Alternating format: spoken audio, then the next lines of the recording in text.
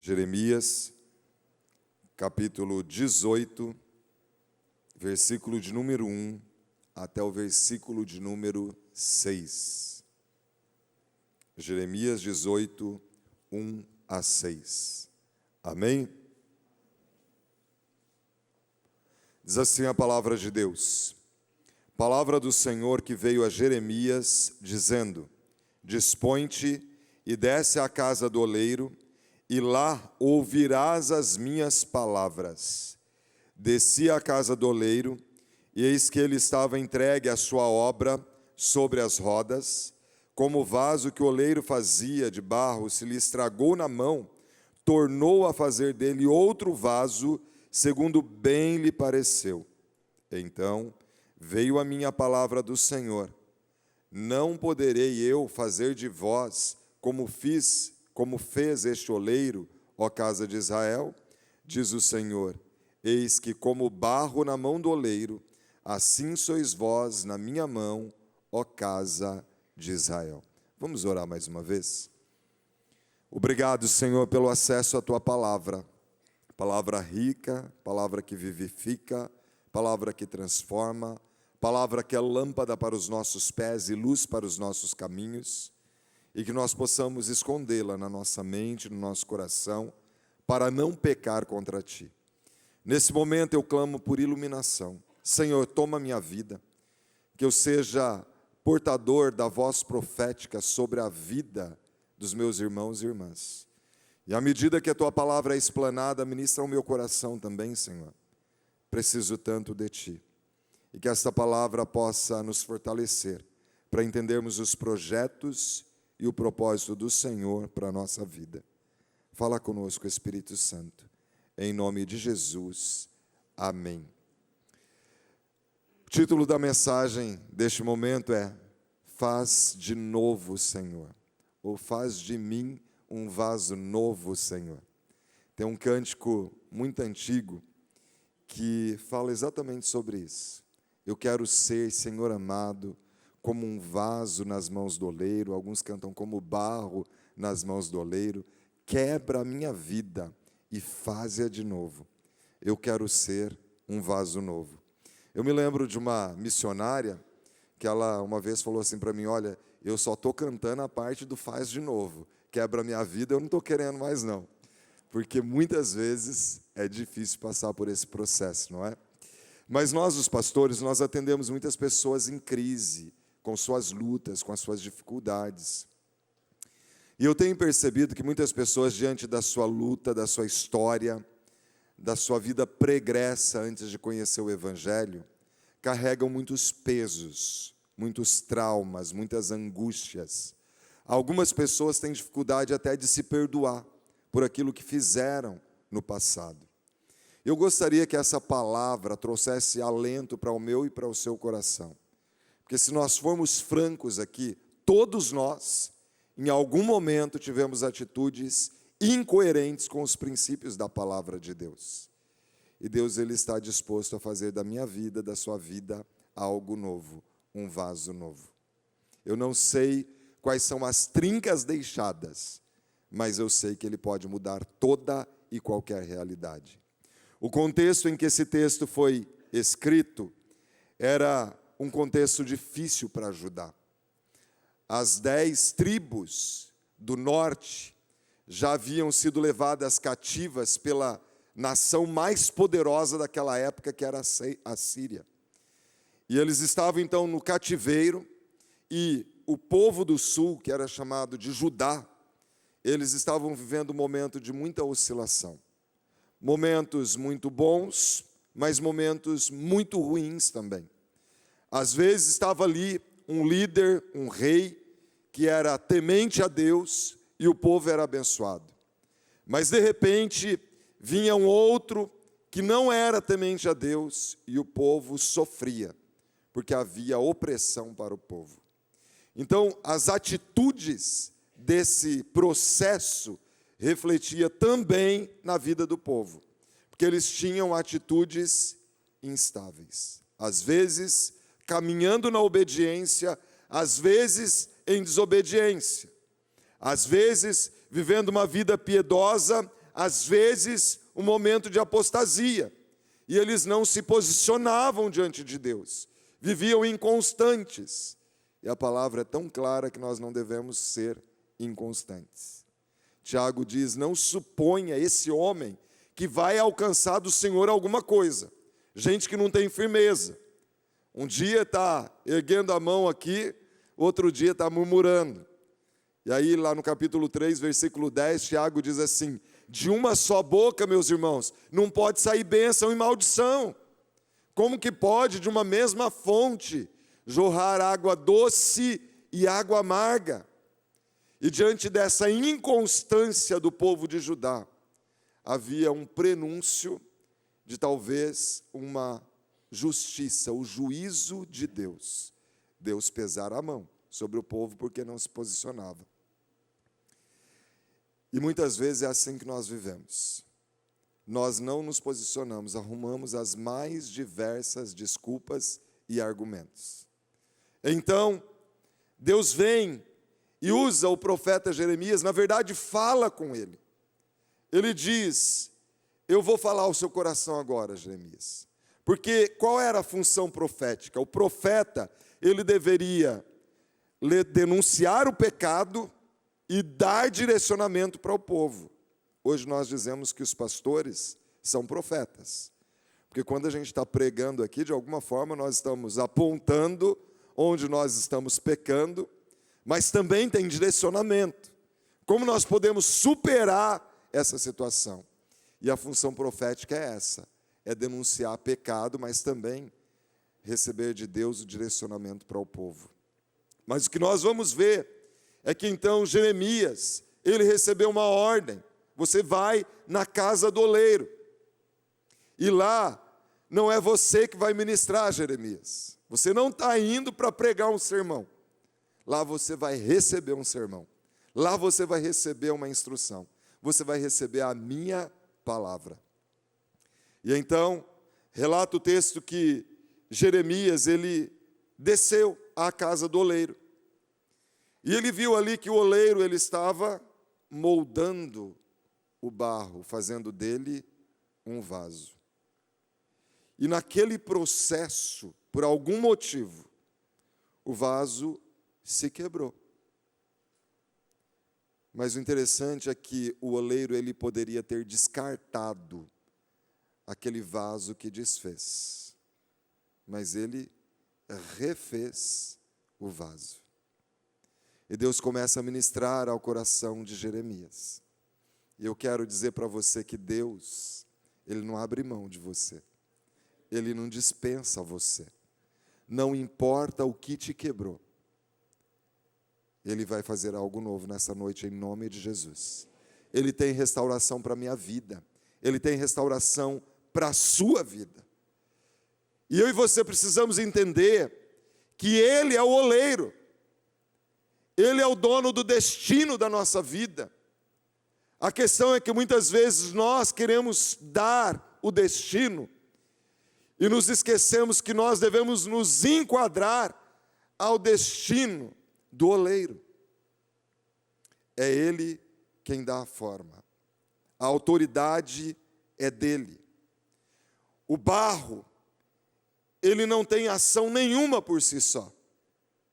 O barro, se estiver no chão, vai servir só para ser pisado. Ele não tem utilidade. Mas se ele for moldado, trabalhado, se tornar um vaso, ele pode servir de grande utilidade. Principalmente naquela época, que não havia indústria requintada como a que nós temos hoje, da porcelana. Era tudo muito cerâmica, era tudo muito primitivo. Então, o que se tinha para armazenar, para guardar os líquidos, ou eram objetos feitos dessa cerâmica, ou eram odres que eram feitos de couro de animal, para armazenar líquidos. Mas nesse caso, Jeremias é levado à casa do oleiro, para que o próprio Deus use aquela situação para trazer uma mensagem ao coração dele. O oleiro Ele dá forma ao vaso. Mas o que são as rachaduras? Muitas vezes são as nossas crises, são atitudes inconvenientes que nós tivemos. Talvez por não ter consultado o oleiro, nós nos envolvemos em endividamento. Às vezes, por não consultar o oleiro, nós temos crise conjugal. Às vezes, por não consultar o oleiro, não obedecer às mãos do oleiro nos moldando, nós temos crises com os filhos. Às vezes há crises entre irmãos, há conflitos interiores, há uma luta espiritual que muitas vezes pode deixar marcas. E essas trincas, elas nos tornam muitas vezes sem utilidade, se elas permanecerem.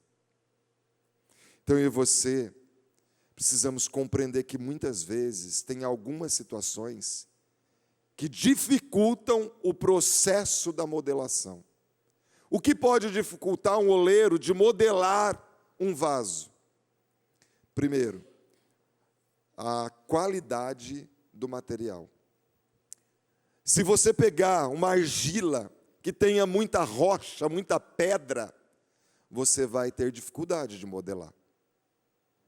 Isso fala do coração duro, que muitas vezes não se deixa tratar e moldar pelo Espírito Santo de Deus. Então esse material duro, resistente, ele não se deixa modelar.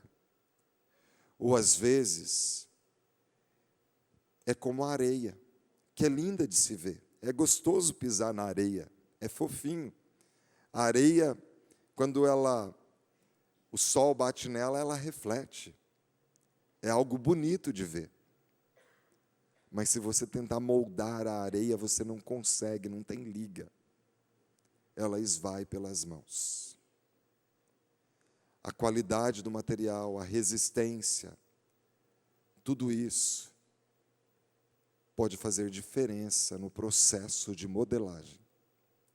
E eu e você, então, precisamos entender que Deus, Ele não desiste de você, mesmo quando você falha em cumprir os propósitos dEle.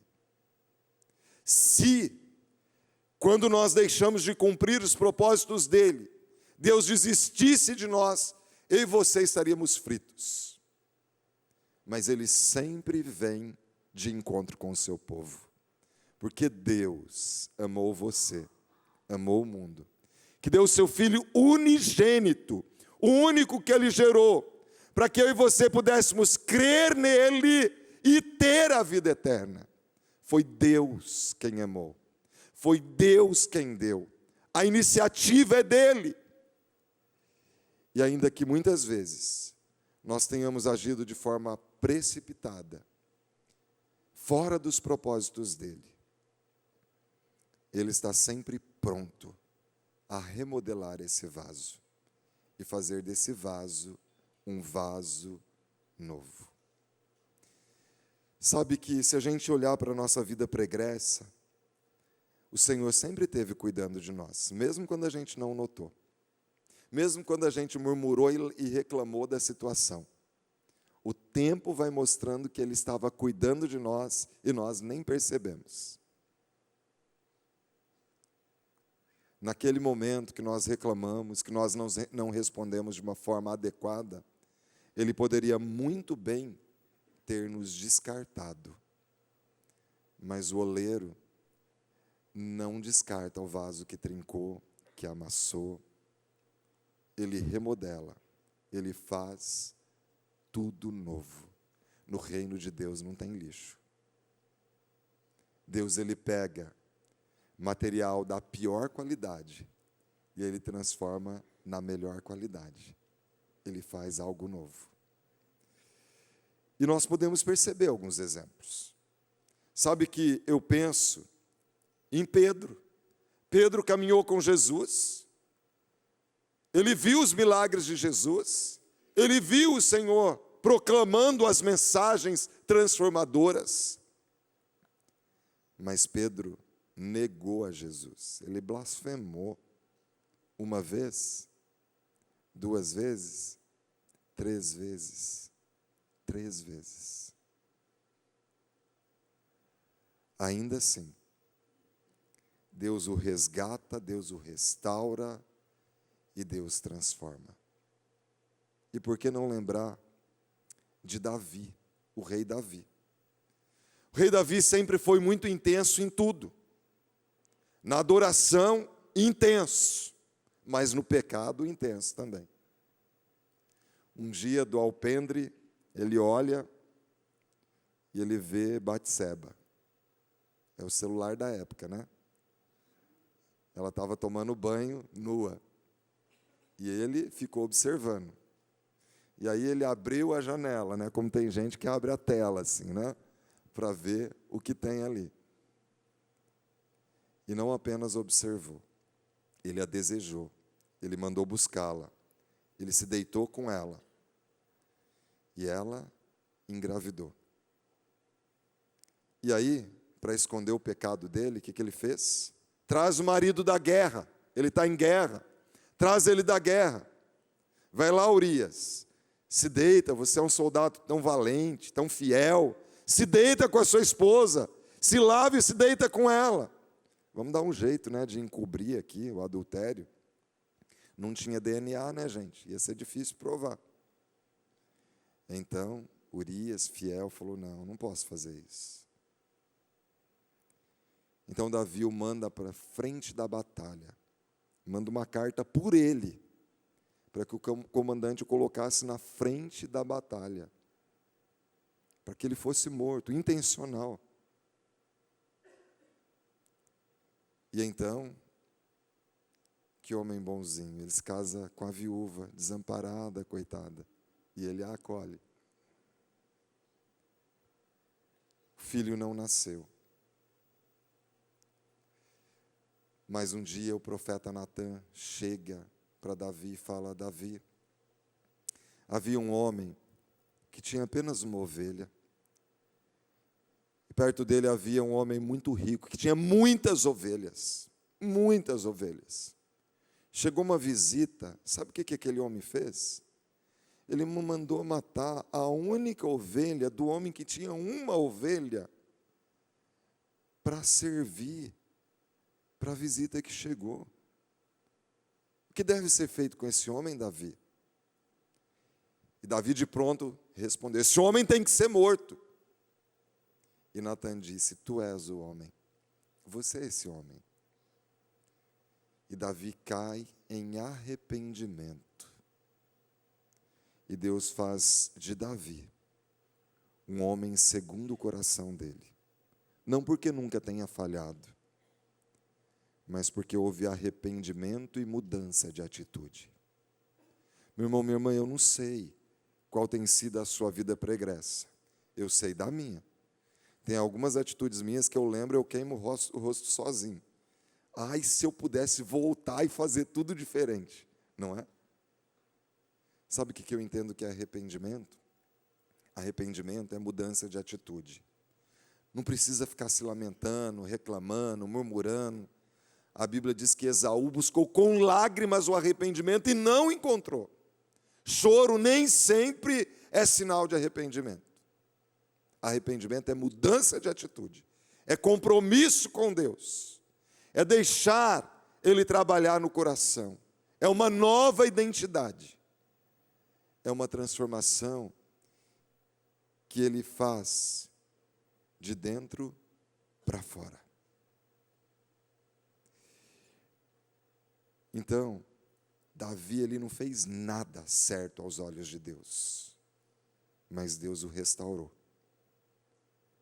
Mas ele se arrependeu, ele se posicionou, ele teve uma atitude de transformação.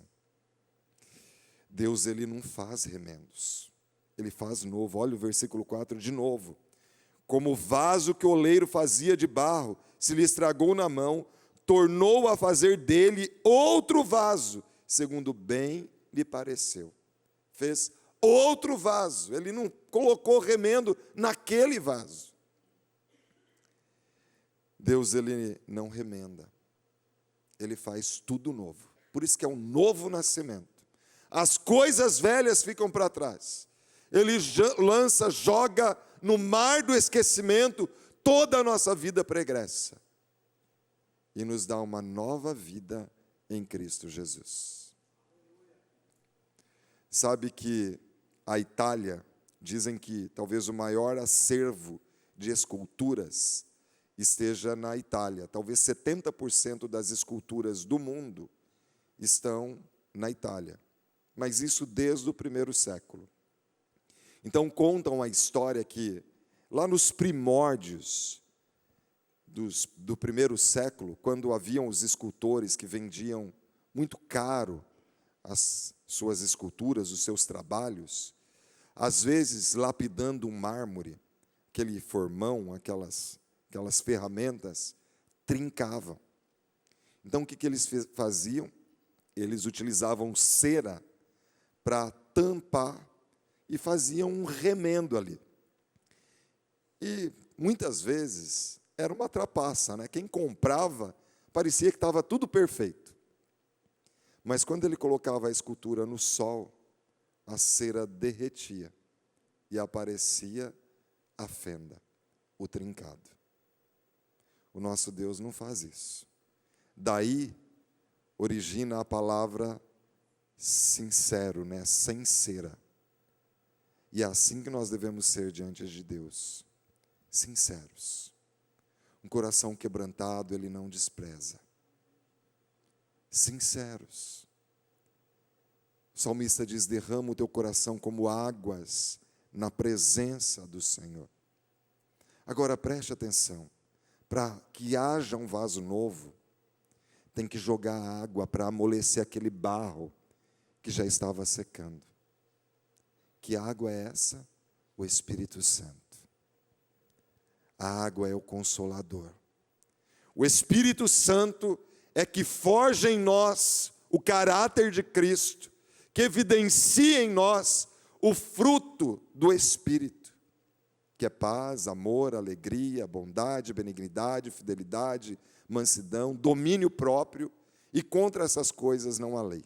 E a Bíblia diz que aqueles que são de Cristo Jesus crucificaram a vontade da carne. Se vivemos para o Senhor, nós não cedemos à vontade da carne. Tudo depende do que eu estou alimentando. Se eu estou me enchendo do Espírito Santo, vai prevalecer o Espírito. Mas se eu alimento a carne, vai prevalecer a carne. O vaso, para ele se tornar utilizável, o barro precisa ser amassado para tirar os pedregulhos, para que ele se torne pastoso. E muitas vezes dói. Mas quem faz o trabalho é o Senhor, e a gente deve se inclinar e o adorar. Mas muitas vezes nós não temos nos tornado vasos de honra, porque nós temos fugido do processo, porque o processo dói. O vaso, para se tornar utilizável, ele tem que passar pela fornalha, ele tem que ser queimado. Isso fala do fogo do Espírito, do nosso Deus que é fogo consumidor, que queima toda a palha. O fogo ele purifica. Se você quiser ouro de melhor qualidade ou da melhor qualidade, precisa passar pelo cadinho, pelo fogo, e ele vai se tornando precioso, mais valioso. A palavra do Senhor, ela é assim. Ela é mais desejável do que o ouro depurado, ela é mais doce do que o mel e o destilar dos favos. Então, eu e você fomos chamados para sermos purificados pelo Espírito Santo, para que nós nos tornemos esses vasos de grande valor. E por fim, Deus não faz de você um vaso segundo o seu querer, mas é um vaso segundo o propósito dele, de acordo com a soberania dele. Veja, o versículo 4 diz que o oleiro fez o vaso segundo bem lhe pareceu. Acaso o vaso pode perguntar para o oleiro porque me fez desta ou daquela forma? Acaso eu posso perguntar para Deus porque Ele está agindo dessa ou daquela forma? Ele é soberano, eu sou o vaso, e eu me submeto à vontade dele. O grande desafio, irmãos e irmãs, é nós entendermos isso. Isaías 64 diz que ele é o oleiro e nós somos o barro. E ele faz de nós vasos de honra. Mas Deus sempre nos surpreende. Ele poderia ter nos feito em série, né? Mas Deus é Deus de coisas exclusivas. Ele tem bênçãos individuais para cada um de nós. E muitas vezes aquilo que é bênção para mim não é bênção para você. Por isso que a Bíblia diz: agrada-te do Senhor, e Ele satisfará os desejos do teu coração. Entrega o teu caminho ao Senhor, confia nele, e o mais Ele fará. As obras que Ele faz são preciosas, sabe por quê? Porque elas são exclusivas. As mulheres, que principalmente as mulheres, né, gostam de ter roupas exclusivas. Roupa exclusiva você paga mais caro. Sapato exclusivo você paga mais caro.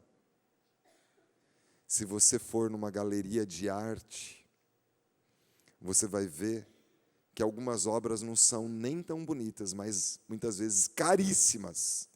Por quê? Por causa da assinatura. A assinatura faz aquela obra mais cara ou mais barata. Tem coisa que a gente nem entende, né? Tem umas coisas que às vezes é até feio de ver mesmo. Mas aquela assinatura faz aquela obra custar caríssimo. Você está entendendo? O alto preço que foi pago por você, o quão exclusivo você é, em quão exclusiva você é para Deus. Deus não te fez em série. Deus fez a mim e a você com personalidade única. Nós somos únicos. Não tem ninguém igual a mim e a você. E Ele tem bênçãos exclusivas para cada um de nós. Você tem a assinatura de Deus. Você é a imagem e semelhança dEle. Mais que isso. A Bíblia diz que, lá em Coríntios 3,18, que todos nós somos transformados de glória em glória, para como um espelho refletirmos o caráter de Cristo. Ele foi moído. O castigo que nos traz a paz estava sobre ele. Mas ele ressurgiu. E foi-lhe dado um nome que está acima de todo nome, diante do qual todo joelho se dobra, toda língua confessa: Ele é o Senhor. E Ele está transformando cada um de nós em vasos de honra. E sabe por que Ele pode fazer isso? Porque Ele passou pelo sofrimento. Ele passou pela luta. E Ele consegue compreender a nossa luta. Ele pagou o preço para que eu e você fôssemos resgatados. E não importa qual é a trinca do vaso, qual é a situação que o diabo tem trazido para te acusar, de marca do passado. Isso tem te trazido medo, insegurança, tristeza, questionamento até com respeito à salvação, por causa dessa marca do passado.